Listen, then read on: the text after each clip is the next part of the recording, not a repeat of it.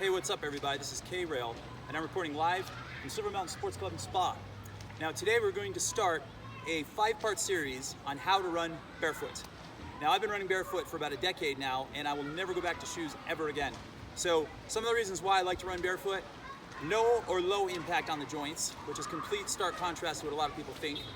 Secondly, it's very neurologically rich, meaning when you're running barefoot you really have to think about the steps that you're taking and where your feet are landing. You have to be very conscious of that, because sometimes you see broken glass, sometimes you see broken concrete, you see a lot of uneven terrain, you see pebbles and different things all over the place, and you have to pay a lot of attention to what you're doing. It's not brainless. So that has a big carryover effect on your brain capacity too.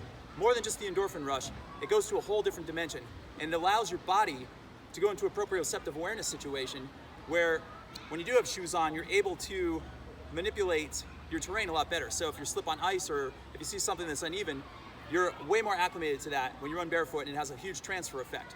That especially works well for me in the winter out here in Park City, because I'm in the elevations and we get a lot of snow and ice.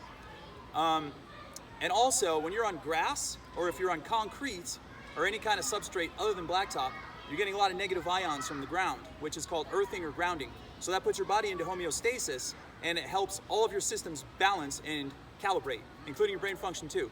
So you have all these wonderful benefits. Oh, not to mention, there's a bunch of pressure points on the bottom of the feet, and when you continually hit those pressure points, they send release signals out through the system, through the nervous system, preventing a lot of diseases and conditions, such as heart disease and high blood pressure, and so on. And there's actually studies being done on that right now as we speak. So that's not me just talking smack.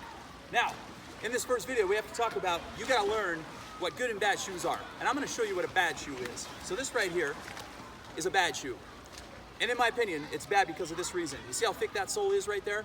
So when you wear this shoe over a period of time, your foot is kind of pitched downward like this. So when you wear them to the gym or wear them all day long, your calf muscles end up getting shortened to this length because they're used to being in that shoe for so long. So then if you take these shoes off and you say you go run down across a yard or a sidewalk barefoot, and you've never trained before in the barefoot world, you're probably gonna pull a calf muscle at the least, and in worst case scenarios, you're gonna tear it in half. And that's something we do not wanna do.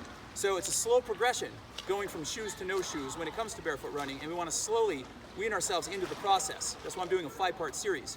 So the first thing we need to learn how to do is learn what a bad shoe is. The reason this is bad is because of that one reason right there. It's got a really thick sole and your heel is always elevated. Secondly, it's very inflexible, and your toes like to wiggle and your feet like to expand.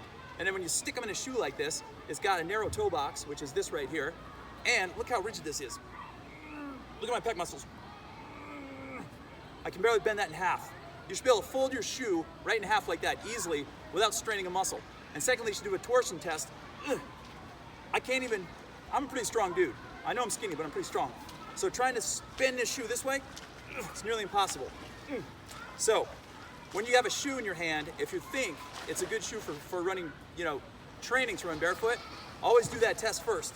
Make sure you can bend it this way easily and this way easily. And obviously, we cannot do it with this shoe. So that needs to go to the K-Rail firing squad for another day. Anyway, learn your shoes. That's your first step. So when you're shopping around, make sure you can fold it in half and you can do the torsion test. Now, also, I want you to do this. I want you to see yourself already running barefoot. We need to create visualization. You have to act like you're in possession of that which you want. So right now, from this day forward, see yourself run down the street barefoot and with good, graceful form and technique. But for today, your lesson is this: learn what shoes are good and learn what shoes are bad. And that one is bad, and the thick, spongy heel is bad as well. Now, I know a lot of you out there are yelling at me right now saying you don't know what you're talking about, and that's totally fine. I welcome you to shut me off and go the other direction, because I'm not talking to you. I'm talking to all you people out there who do want to run barefoot, who do think it's valid and legit, just like me. So, with that being the case, have a great day. This is K-Rail reporting live. That's your first step right there. Learn your shoes, and we will chat in our second volume of How to Run Barefoot, coming up soon. Make sure to like and share my videos, and please subscribe to my page. Till next time.